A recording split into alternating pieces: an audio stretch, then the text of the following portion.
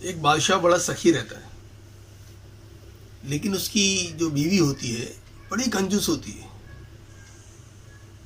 एक दिन मछेरे को एक मछली हाथ लगती है, बड़ी कीमती मछली, इतनी खूबसूरत कि उसने अपनी ज़िंदगी में ऐसी मछली नहीं देखी होती। तो ये सोचता है कि अगर ये मछली मैं बाज़ार में बेचूं तो मुश्किल से कोई 1 दिनार देगा। क्यों ना मैं इसको लेकर बादशाह के पास जाऊं और बादशाह को पेश करूं, जिसकी कीमत बादशाह अपनी शान के मुताबिक अता करेगा। तो वो उसको लेकर बादशाह के पास लेकर जाता है। बादशाह और उसका दरबार जब उस मछली को देखता सब दंग रह जाती, इतनी खूबसूरत मछली, ऐसी ऐसी मछली जो हमने कभी नहीं देखी। बहुत खुश होता है मछली देखकर, कहता है कि भाई मांग, ऐ मछेरे मांग, तू क्या मांगता है। मछेरा भी इतना खुश होता है, वो कहता है बादशाह सलामत, जो आप दे दो। बादशाह एक सोने की भरी हुई थैली उसके हाथ में देता है, लो।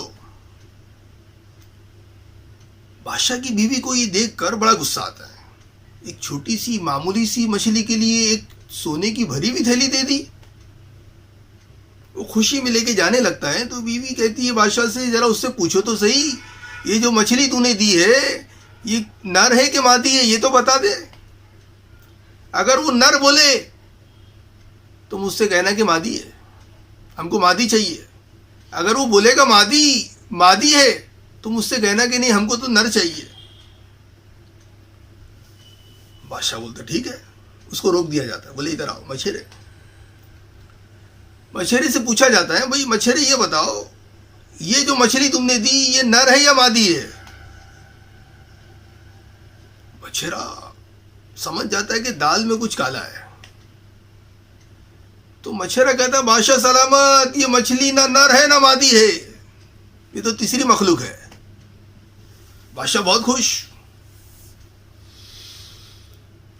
खुशी में जो है एक और सोने की थैली उठाकर उसके हाथ में देता है,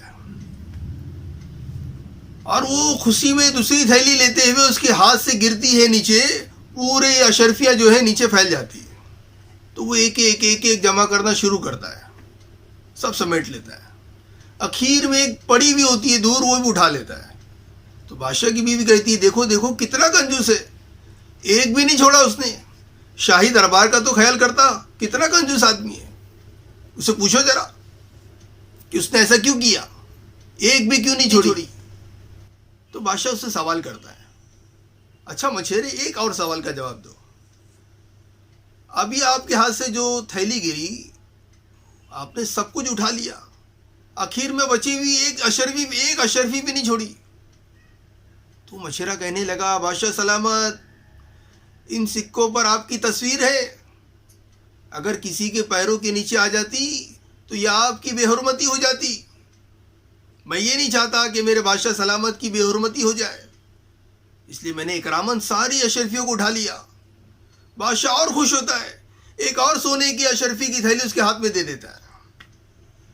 तो वजीर कहता है बादशाह सलामत, मलिका की बातों में मत आओ, ये तो पूरा खजाना खाली करा के छोड़ेगी।